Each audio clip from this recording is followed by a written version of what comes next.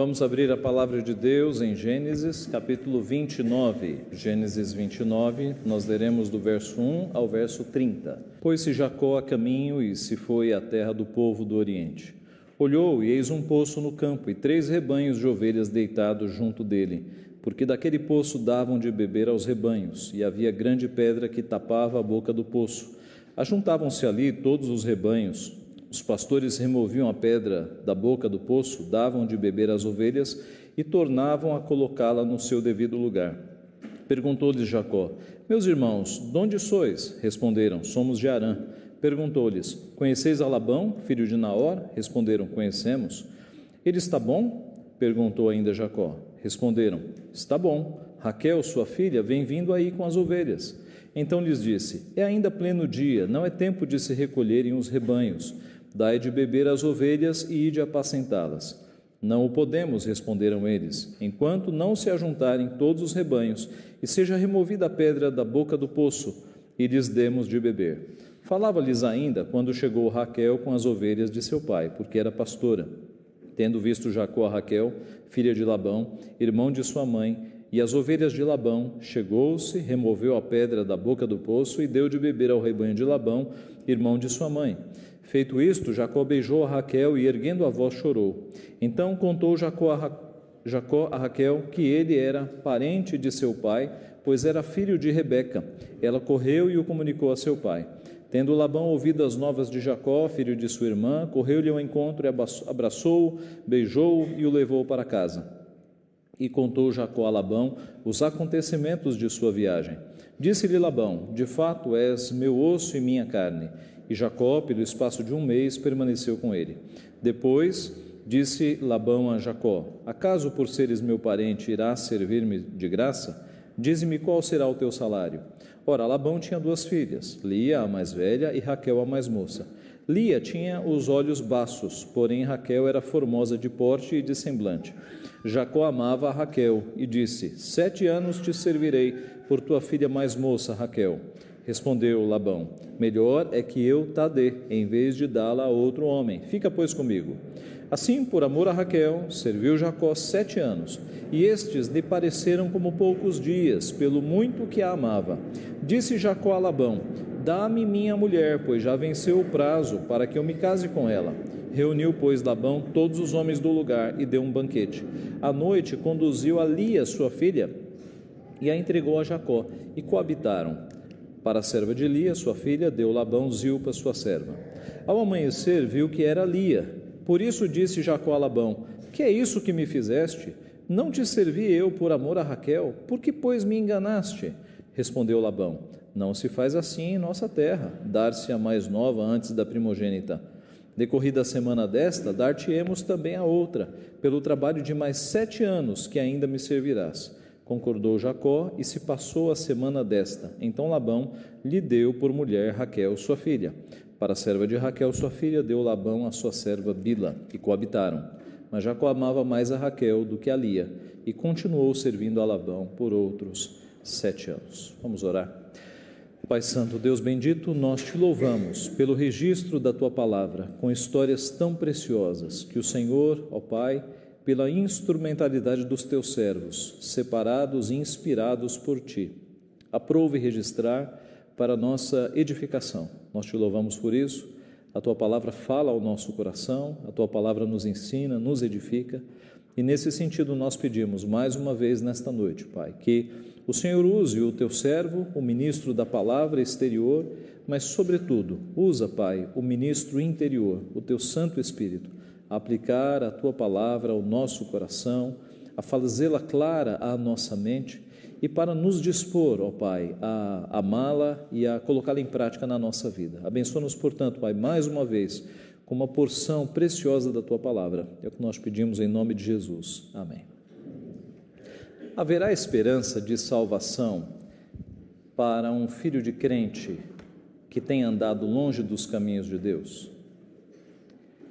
Haverá esperança de salvação para alguém que já foi da igreja e anda longe dos caminhos do Senhor? Como Deus lida com pessoas nesta situação, que cresceram na igreja, que passaram pela igreja, mas hoje estão fora. Que tipo de tratamento Deus dá para estas pessoas? Nós temos aqui a história de Jacó como um bom relato deste tratamento. Jacó foi filho de crente, foi filho do crente Isaque. Jacó foi escolhido por Deus já no ventre da sua mãe. Mas Jacó, durante muito tempo da sua vida, não andou nos caminhos do Senhor. Boa parte da vida de Jacó foi mentindo e enganando.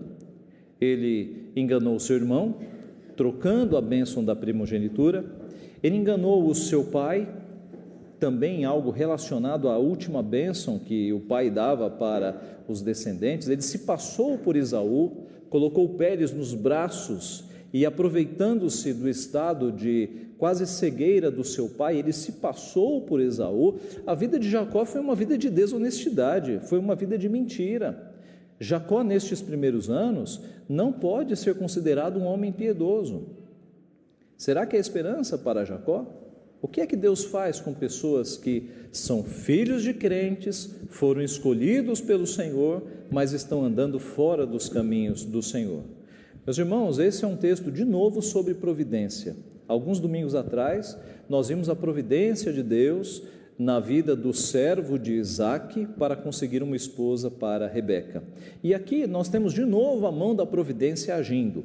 E nós vamos ver duas formas com as quais Deus trata pessoas que conhecem ao Senhor, foram criados nos caminhos do Senhor, mas estão andando fora dos seus caminhos.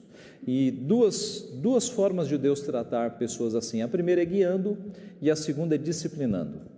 E guiando, nós podemos observar do verso 1 até o verso 20.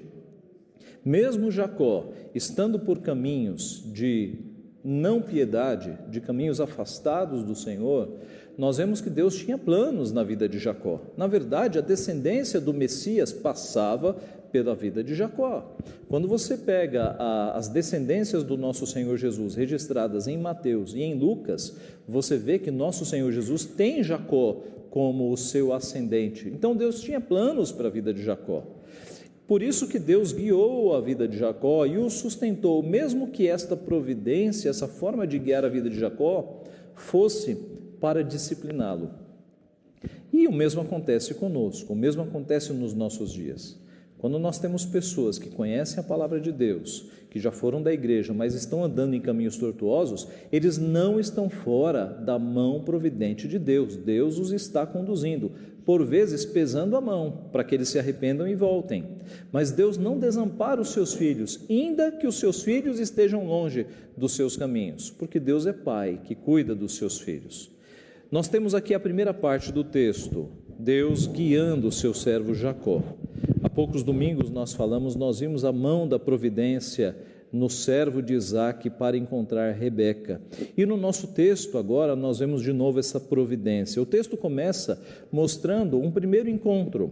O texto tem 3 encontros. O primeiro encontro de Jacó com os pastores, o segundo encontro Jacó com Raquel e o terceiro encontro Jacó com Labão, o seu tio. E no primeiro encontro, nós vemos o texto narrar que estavam ali 3 rebanhos de ovelhas, com seus pastores, aguardando algo. Aguardando o quê? A chegada de todos os rebanhos, para que eles conseguissem remover uma grande pedra que estava tampando o poço. Não imagine um poço como dos nossos dias, feito de tijolinhos, com uma mangueira, com um balde, nada disso. Os poços, eles eram buracos no chão, e uma forma de proteger o poço para que não entrasse sujeira e para que pessoas não caíssem, era rolando uma grande pedra para tampar o buraco do poço. E a pedra era tão grande que eles esperavam juntar todas as ovelhas e homens suficientes para remover a pedra, dar água para todos os rebanhos e colocar a pedra de volta. É por isso que o texto começa com 3 rebanhos aguardando a chegada dos outros rebanhos e dos pastores. Assim, meus irmãos, nós vemos que no versículo 4, Jacó, ele chega, ele está no caminho da terra dos seus ascendentes, dos seus parentes, para conseguir uma esposa, e ele conversa nesse primeiro encontro então com aqueles pastores: meus irmãos, de onde sois? somos de Harã. Conheceis a Labão, filho de Naor, que era o seu tio? Conhecemos. Ele está bem? Está. E a sua filha está chegando aí com as ovelhas. Eis que a filha de Labão, Raquel, estava naquele momento chegando. Então, no verso 7, ele se apressa para que eles deixem o local. A ideia é que ele gostou do que viu e ele pensou: eu tenho que despachar rápido esses pastores. É por isso que no verso 7 diz: então lhes disse, é ainda pleno dia, não é tempo de recolherem os rebanhos, dai de beber às ovelhas e ide apacentá-las. Façam rápido o que vocês têm que fazer, porque agora eu tenho interesses nessa jovem que está chegando. No versículo 8 eles dizem: não podemos, enquanto não juntar todos os rebanhos e seja removida a pedra da boca do poço. No verso 9 chega Raquel. No verso 10, tendo visto Jacó a Raquel, filha de Labão, irmão de sua mãe, e as ovelhas de Labão, chegou-se, removeu a pedra da boca do poço e deu de beber ao rebanho de Labão, irmão de sua mãe. Jacó, meus irmãos, por este relato, mostra que tinha grande força. A tradição judaica, que não está escrita na Bíblia, mas na tradição judaica, Jacó é desenhado como um homem quase um gigante, um homem muito forte.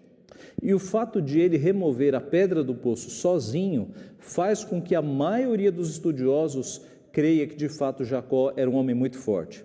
E aqui ele se exibiu.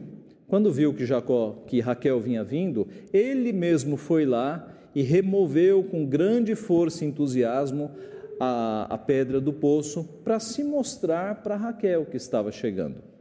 E na sequência nós vemos no versículo de número... Então ele dá de beber ao rebanho de Labão. Note que ele não se preocupou com os outros rebanhos, ele serviu o rebanho que estava ali com Raquel, uma jovem pastora. Feito isso, Jacó beijou a Raquel e, erguendo a voz, chorou. O que aconteceu aqui? O beijo era uma saudação natural no Oriente e ele chora de alegria, porque a sua viagem não tinha sido fácil até ali. E quando ele percebeu que ele de fato encontrou parentes seus, ele chorou de alegria. Uma expressão totalmente ali emocional. No versículo 12, ele conta para Raquel que era parente seu, pois era filho de Rebeca. Ela corre e comunica ao seu pai. Tendo Labão ouvido as novas, verso 13, de Jacó, filho de sua irmã, correu-lhe ao encontro, abraçou-o, beijou-o e levou para casa. E contou Jacó a Labão os acontecimentos da sua viagem. No versículo 14, disse-lhe Labão: de fato és meu osso e minha carne. E Jacó, pelo espaço de um mês, permaneceu com ele. Labão, meus irmãos, quando você lê a história inteira de Labão, você vê que ele era um indivíduo materialista. E deve ter sido muito interessante Labão agora conhecer um homem daquela força e estatura. Um homem que poderia ser um elemento braçal muito interessante ali junto aos rebanhos e às terras de Labão. No versículo 15, ele faz a proposta: acaso por seres meu parente irás servir-me de graça? Dize-me qual será o teu salário. Naturalmente, meus irmãos, um parente não seria tratado nesses termos. Naturalmente, se Labão fosse piedoso, ele diria: meu sobrinho, fica comigo e eu vou te ajudar.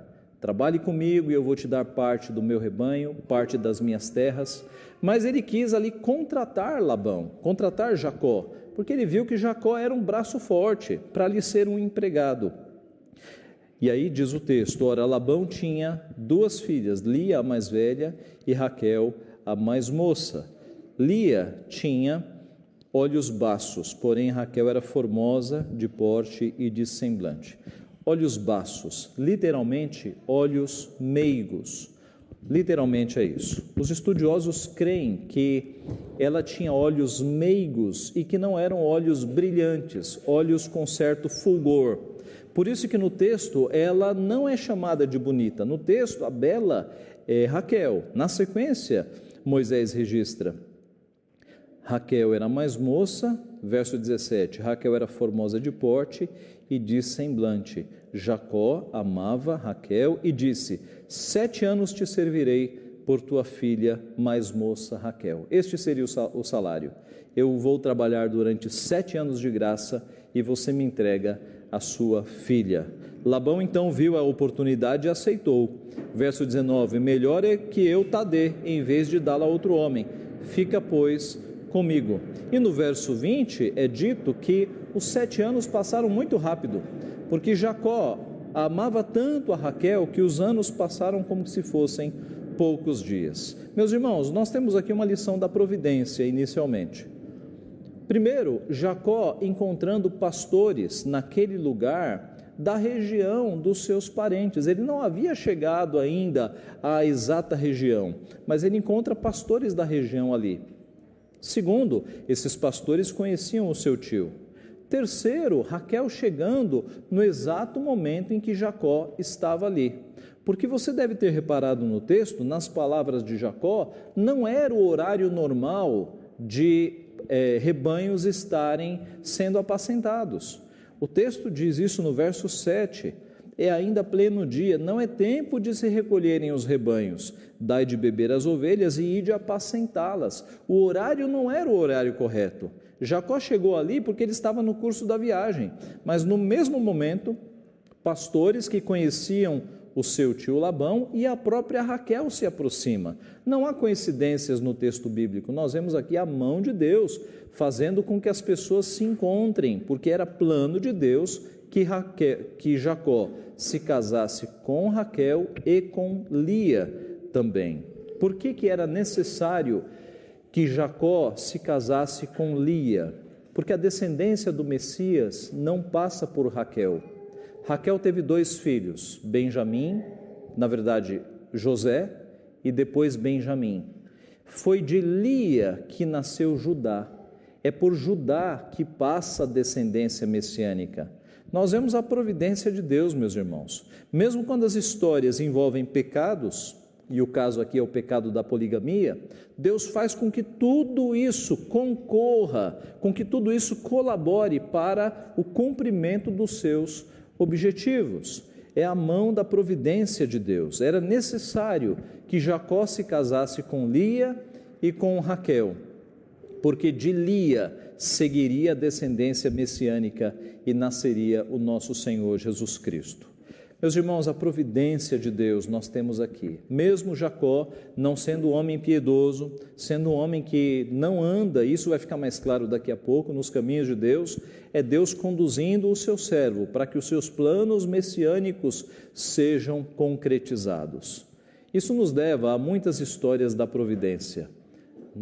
No sermão sobre Isaac e Rebeca, eu contei algumas histórias e eu gostaria de contar uma agora relacionada ao reformador João Calvino. João Calvino não nasceu em um lar protestante, nasceu em um lar muito católico. Aos 19 anos de idade, sua mãe já havia falecido, sua mãe faleceu por volta de 3 anos de idade. Aos 19 anos ele deixa os estudos humanistas por ordem do seu pai e vai estudar direito. Calvino não queria estudar direito, mas o seu pai queria que ele seguisse essa profissão, queria que ele se tornasse um advogado. E João Calvino, submisso ao seu pai, ele foi estudar direito. Mas ele não foi apenas estudar direito, ele fez bem feito, ele se tornou o melhor aluno da classe, o melhor aluno da turma. De forma que do 3º para o 4º ano do curso, os professores se ajuntaram, se reuniram e por unanimidade decidiram dar o título para Calvino, porque já não havia mais nada que pudesse ser ensinado àquele jovem. Quando faltava um professor, era ele que substituía. Era um crânio da classe, João Calvino.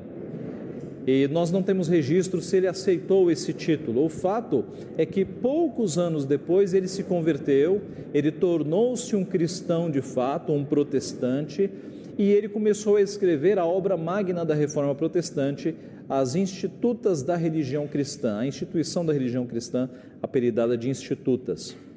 A fama dele se espalha, e numa viagem em que ele tem que tomar um desvio, ele passa por Genebra. E Guilhermo Farel sabe que ele está passando por ali, e ele vai até Calvino para suplicar que Calvino fique em Genebra para tocar a reforma protestante que deveria acontecer ali naquela cidade. O fato é que João Calvino fica, e ele fica ali, mesmo que constrangido no primeiro momento, durante 25 anos. Onde é que está a providência de Deus, meus irmãos? Na administração desta cidade, João Calvino teve que muitas vezes elaborar leis. E aí o curso de direito que ele fez lá atrás lhe foi muito útil, estratégico. Veja a providência de Deus. Por vezes acontecem coisas na nossa vida lá no passado que nós nem estamos interessados, mas é Deus nos levando a fazer determinada coisa. Como João Calvino era submisso ao seu pai, lá atrás ele fez o curso e fez com dedicação, fez com presteza. Mal sabia ele que um dia ele iria usar aquele curso. De forma que quando Deus nos coloca numa situação, num trabalho que nós não apreciamos, num curso de escola que nós não queremos, numa vizinhança que nós não simpatizamos, observe, pode ser certamente a mão de Deus querendo te ensinar coisas. Pode ser o curso de direito que Calvino não queria fazer, mas fez com excelência. Dessa forma, se você está num emprego que você não tem muita simpatia, faça o melhor. Se você está num curso que você não quer muito, faça o melhor. Se você está numa vizinhança que você não simpatiza muito, seja o melhor crente, seja a melhor crente, porque você não está lá por acaso. Deus comanda a nossa vida com a sua soberania, a sua providência, para cumprir os seus objetivos. E há coisas que nós aprendemos quando Deus nos coloca em determinadas situações que são para o nosso bem, que nós vamos aproveitar lá no futuro, e aí nós vamos perceber, puxa, foi bom que eu passasse por aqueles momentos, porque Deus estava me ensinando algo. Nada na nossa vida é desperdiçado. Até a nossa vida antes de Cristo, Deus já está lá conduzindo os nossos caminhos, e é possível que você tenha vivenciado situações antes da sua conversão, que hoje você pode dar graças a Deus, porque você viveu aquilo, porque aquilo te ensina a não cair mais naquele tipo de pecado, ou até ajudar pessoas que estão passando por aquele tipo de pecado. Deus cuida da nossa vida, muito antes, meus irmãos, de nós nos voltarmos a Ele. Ele nos escolhe, Ele nos cuida desde a infância, Ele projeta, Ele escreve, Ele acompanha todos os nossos passos e Ele guia os nossos caminhos. A primeira forma em que Deus tratou Jacó, que não era um homem piedoso, foi guiando a sua vida para que ele realizasse os seus propósitos. A segunda forma é disciplinando. A palavra de Deus nos mostra em todas as suas páginas que Deus disciplina o filho a quem ama. Ele disciplinou o povo, o seu povo Israel, muitas vezes, quando o seu povo se afastou dos seus caminhos, buscando outros deuses. E aqui nós vamos nos lembrar de novo da história do servo de Abraão, do servo de Isaque, do servo de Abraão buscando uma esposa para Isaque. Ali não houve o elemento de disciplina. Ali nós temos a providência de Deus agindo na vida daquele servo de uma forma muito amorosa, conduzindo aos seus objetivos. Porque o servo de Abraão era um homem piedoso. Todavia, com Jacó, a mão disciplinadora do Senhor vai operar. E Deus vai colocar um homem chamado Labão na vida de Jacó, para ser o chicote de Deus na vida de Jacó. Acompanhe a partir do verso 21. No verso 21, Jacó diz ao seu futuro sogro: dá-me minha mulher, pois já venceu o prazo para que me case com ela. Passaram-se os 7 anos e aqui Jacó está requerendo a parte do acordo. Labão reúne os homens, dá um banquete e à noite, de forma sorrateira, Labão conduz Lia, sua filha, e entrega a Jacó e eles coabitam. O texto não dá muitos detalhes, que era à noite todos nós estamos sabendo, mas a julgar que naquela época os casamentos duravam 1 semana e que naquela época não havia nem suco de frutas, havia suco de uva, né, que fermentado virava o vinho, mas não havia refrigerante, as festas de casamento eram regadas de vinho. Tudo indica, meus irmãos, há uma forte chance de que Labão tenha embriagado Jacó. E ali, nas trevas da noite, ele não tenha percebido que a mulher que estava com ele não era Raquel, mas era Lia. Ele só foi descobrir que era mulher trocada, que era irmã trocada, no dia seguinte. Diz o texto que ao amanhecer viu que era Lia, e aí ele diz a Labão: que é isso que me fizeste? Não te servi eu por amor a Raquel? Por que, pois, me enganaste? E Labão, com uma desfaçatez enorme, ele diz: não é assim que funciona na nossa terra. Na nossa terra, nós entregamos primeiro a primogênita, depois vem a mais nova. Então você trabalhe mais 7 anos, que no final desta semana eu vou te entregar Raquel. Observe só, Jacó não trabalhou mais 7 anos para só depois receber Raquel. Ele recebeu em uma semana. Em uma semana, Jacó estava com Raquel, mas ele ficou com a dívida de trabalhar mais 7 anos para pagar esta dívida.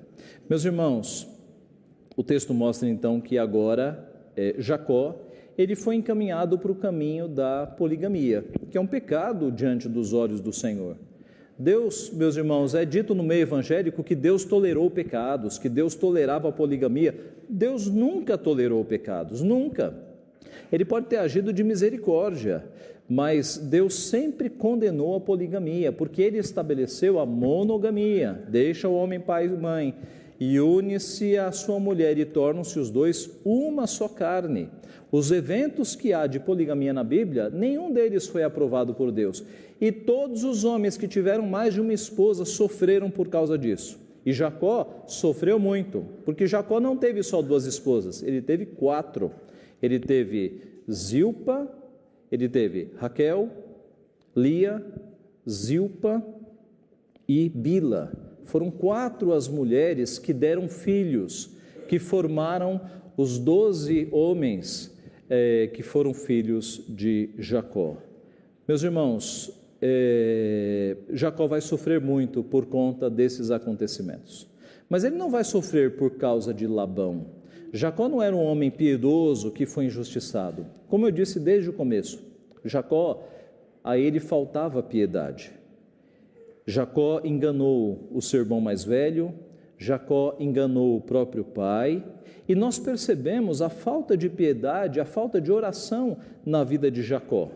Isso vai ficar mais claro agora. Vamos fazer uma comparação, um contraste entre o comportamento do servo de Abraão e o comportamento do enganador Jacó. Eu não sei se você reparou, mas o encontro da futura esposa de Isaque aconteceu num poço, da mesma forma que o encontro da futura esposa de Jacó foi num poço também. Só que na primeira história, o servo de Abraão, ele busca a Deus em oração. Na segunda história, em Jacó, não há oração. Na primeira história, o servo de Abraão, ele, além de orar, ele fica observando o comportamento de Rebeca. Na segunda história, Jacó imediatamente vai se exibir removendo a pedra. Na primeira história, então, Rebeca serve a todos os rebanhos que estão ali. Na segunda história, é Jacó quem serve.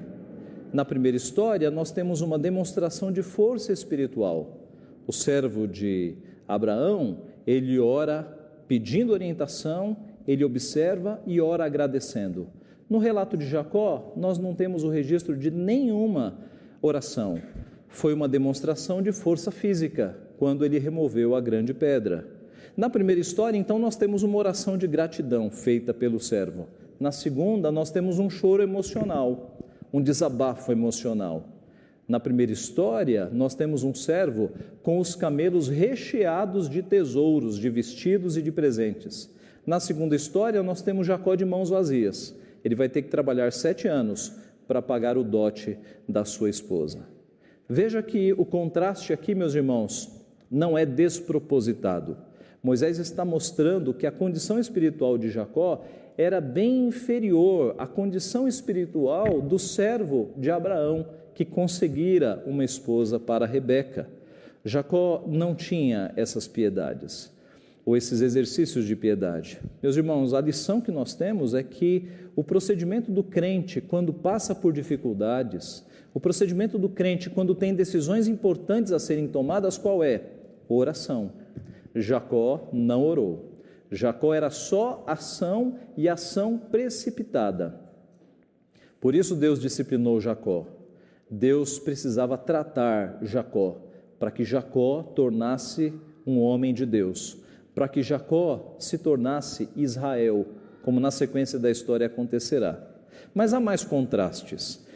Agora vamos contrastar, meus irmãos, vamos ver como Deus disciplinou Jacó. E Deus vai disciplinar Jacó de uma forma interessantíssima. Por quê? Porque lá atrás o pecado de Jacó envolvia dois irmãos sendo trocados. Lembra-se? Quando Jacó se passou por Esaú, o castigo de Deus envolve duas irmãs sendo trocadas na hora do casamento. Lá atrás, Jacó engana o seu pai. Aqui ele é enganado pelo seu tio. Lá atrás o engano envolve primogenitura. Lembra-se? Aqui também o engano está envolvendo primogenitura. A primogênita foi entregada antes. Os irmãos estão percebendo como Deus castigou Jacó? Para que ele percebesse os erros, os pecados que ele cometeu lá no passado. Lá atrás, Jacó enganou seu pai por conta das trevas da cegueira. Aqui ele foi enganado por conta das trevas da noite. Os paralelos, meus irmãos, são perfeitos nesta história. Deus tratando o seu servo, que precisa de tratamento, de uma forma toda especial, para que ele se lembre das coisas e pecados que ele cometeu, dos quais ele precisa se arrepender. Da mesma forma que Jacó enganou lá atrás, Deus fez com que ele fosse enganado agora. É Deus tratando os seus servos. É Deus tratando o caráter de Jacó, que precisava de tratamento. É a mão de Deus disciplinadora sobre a vida dos seus filhos. Meus irmãos, Deus trata conosco também por meio da disciplina. Ele disciplinou Adão e Eva, Abraão, Moisés, Davi, Salomão contou com a disciplina de Deus, Pedro, Paulo, a nação inteira de Israel soube o que era a mão disciplinadora de Deus. Em Hebreus capítulo 12, nós temos textos preciosos sobre a disciplina. E eu vou destacar algumas frases dos textos lá da Epístola aos Hebreus. Filho meu, não menosprezes a correção que vem do Senhor. Valorize a correção do Senhor. Porque quando Deus age na tua vida te disciplinando, é para o bem, é para te desentortar.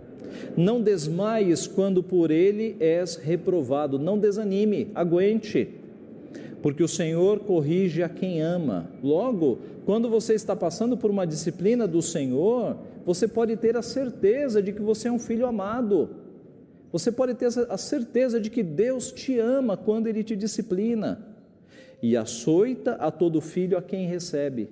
A disciplina é uma forma de nós entendermos que nós somos filhos, é uma confirmação que nós somos filhos. Deus, porém, nos disciplina para aproveitamento, para que nós sejamos melhores. Deus não nos castiga para nos destruir, Ele nos castiga e nos disciplina para que nós nos tornemos melhores filhos, a fim de sermos participantes da sua santidade, para nos tornar mais santos. Assim, quando você passar por problemas na sua vida, verifique se a sua vida está em ordem. Meus irmãos, não significa que todo problema que acontece com você é Deus te disciplinando, ok? Por quê? Porque nós temos Jó como um exemplo de um homem que era temente, íntegro a Deus e se desviava do mal. E Deus provou Jó, não por pecados de Jó, mas porque Deus provou. Então, não sejamos como os amigos de Jó, que a qualquer probleminha na sua vida está em pecado, dê uma olhada. Não é isso, mas você não pode desconsiderar. Quando você passar por aflições, por perseguições, por tempestade na sua vida, de você fazer um autoexame. Ei, será que eu estou firme nos caminhos do Senhor? Não seria isso aqui um puxãozinho de orelha de Deus, para que eu esteja mais firme, com mais oração? Será que eu tenho sido fiel aos caminhos do Senhor? Será que não é por isso que Ele está puxando a minha orelha? Meus irmãos, sempre que acontecer problemas na sua vida, faça um exame para ver se você está firme com o Senhor e redobre o seu tempo de oração. Use as tribulações, as tempestades e os problemas como ocasião propícia e própria para você se aproximar mais de Deus. a fim de que haja aproveitamento, a fim de que você seja mais santo. Jacó precisava ser endireitado por Deus, por isso Deus o disciplinou. A mão providente de Deus foi para desentortar a vida daquele Jacó que não tinha vida de oração, aquele homem de decisões precipitadas, aquele homem desonesto, mentiroso. Deus foi desentortando Jacó, como um ferreiro desentorta uma espada, a duros golpes, a duros golpes. Foi assim que Jacó foi desentortado. Alguns de nós também foram desentortados desta forma, não fomos? Alguns de nós fomos. E é uma bênção, meus irmãos, nós sabermos que Deus desentortou a nossa vida, que Deus endireitou os nossos caminhos, que Deus aplainou as nossas veredas, porque isso é confirmação que nós somos filhos. Isso é confirmação de que Ele nos ama, de que Ele tem planos e propósitos na nossa vida. Concluindo, há esperança de salvação para um filho de um crente que tenha andado longe dos caminhos do Senhor? Haverá esperança de salvação para um escolhido de Deus, assim como Jacó, escolhido no ventre da sua mãe, antes do ventre da sua mãe, que está fora dos caminhos do Senhor? Ora, a história de Jacó mostra que sim. Se Deus resgatou Jacó e o tornou mais tarde em Israel, meus irmãos, é que os teus filhos que estão fora da igreja têm esperança.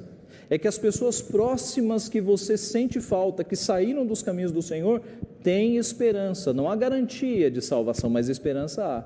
Enquanto há esperança, ore por eles, redobre as suas orações. Nós temos um Deus que ouve a nossa oração, o nosso clamor, e Ele nos atende, meus irmãos, quando está dentro da sua vontade.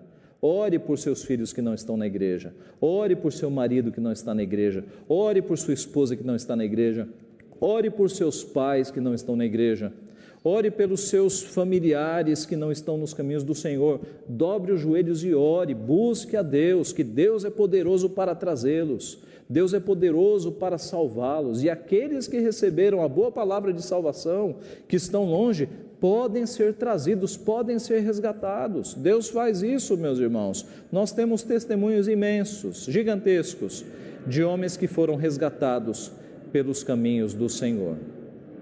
Assim, meus irmãos, talvez permita-me dar o exemplo que vem à mente aqui, que eu acho que é dos exemplos mais bonitos que nós temos na história do cristianismo. Uma mulher chamada Mônica.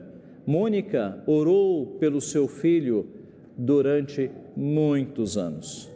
Os historiadores dizem que as lágrimas de Mônica, os litros de lágrimas de Mônica durante muitos anos foram ouvidos por Deus. Mônica é mãe de Agostinho. Agostinho foi um homem depravado, foi um homem imoral, um homem que experimentou as coisas que não eram de Deus. E foram as lágrimas e orações de Mônica que fizeram com que Deus a ouvisse dentro dos caminhos escritos por Deus, nós sabemos. Mas Agostinho veio para os caminhos do Senhor e tornou-se um homem usado por Deus, com seus erros, com suas falhas, fruto de sua época, mas um homem piedoso, um homem que escreveu muitas coisas que mostraram a sua devoção a Deus. Meus irmãos, a palavra nos diz, Filipenses 1:6, estou plenamente certo de que aquele que começou boa obra em vós há de completá-la até o dia de Cristo Jesus. Na hora certa, Deus endireita os seus filhos. Na hora certa, Deus traz aqueles que Ele quer para os seus caminhos. Assim, se você mesmo sente que está um pouco fora dos caminhos do Senhor, volte antes que Deus pese a mão. Se você sabe que os caminhos do Senhor são os caminhos corretos, você vai esperar Deus pesar a mão sobre a sua vida? Volte antes disso. Se você está na igreja, mas passando por problemas, por tempestades e coisas difíceis, examine a sua vida. Mas se você percebe que está em comunhão com Deus, e mesmo assim, parece que Deus está te provando, busque mais a Deus, deixe-se ser endireitado, deixe-se ser provado. Assim como Jó, que não tinha pecados, mas foi aperfeiçoado por Deus. E no final do livro ele diz, eu te ouvia só de ouvir falar, agora os meus olhos te veem. Ele foi aperfeiçoado por meio de sofrimentos. Agradeça a Deus porque Ele está te aperfeiçoando. E você que já passou pelo peso da mão de Deus, porque Deus tratou alguns pecados seus e algumas falhas de caráter, agradeça a Deus, porque Ele agiu na sua vida, porque Ele é Deus bondoso, porque Ele cuida dos seus filhos. Que Deus assim nos abençoe. Amém. O sucesso toca aqui.